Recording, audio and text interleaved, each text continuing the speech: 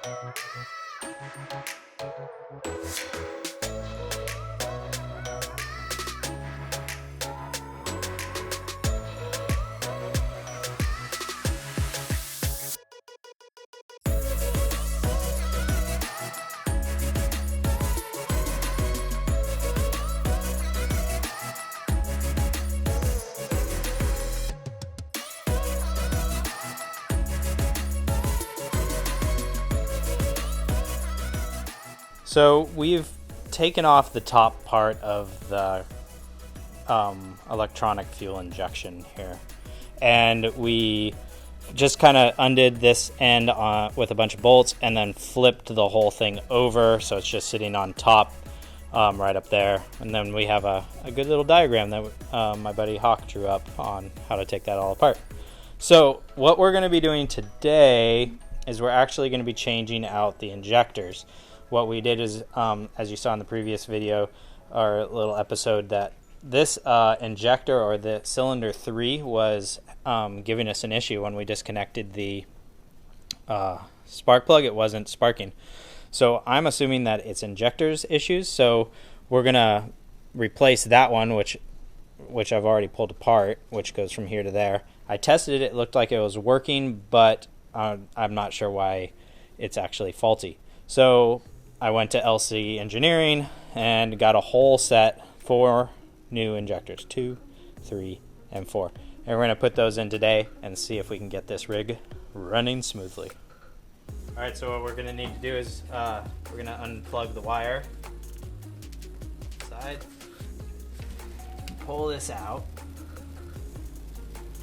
pop that out. And we can see where we need to press back here. Ugh, that is dirty, nasty.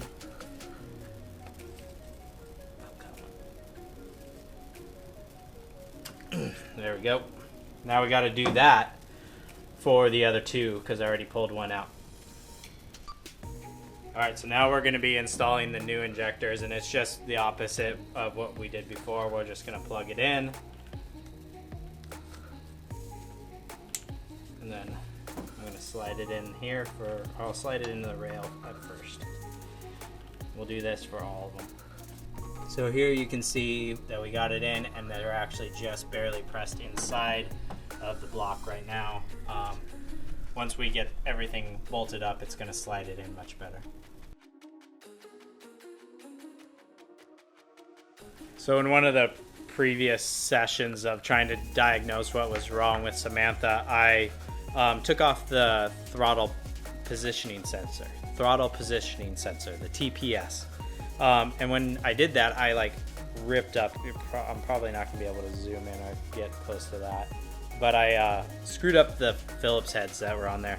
And so this is actually kind of a common problem. So if you ever pull off your TPS sensor and you mess up those Phillips heads, I went out and I got some Allen heads. So that's going to be a lot cleaner, a lot easier, and allow you to pull the TPS sensor on and off in the future with ease. So go out and grab some new hardware for that.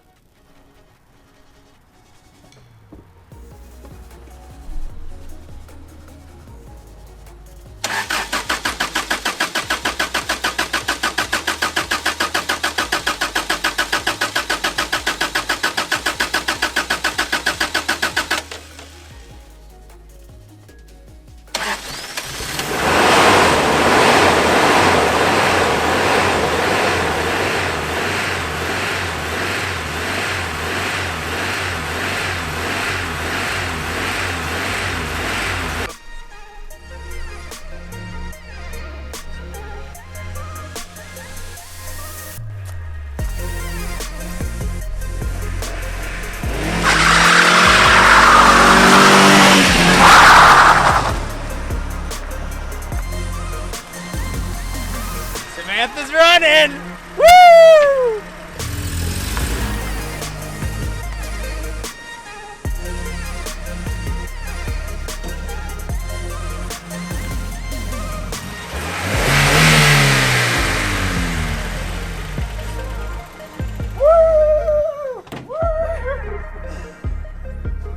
So we got it running. I'm super excited. This thing, it actually has a ton of power, and you can hit the throttle and it'll get going, and everything's working really, really good.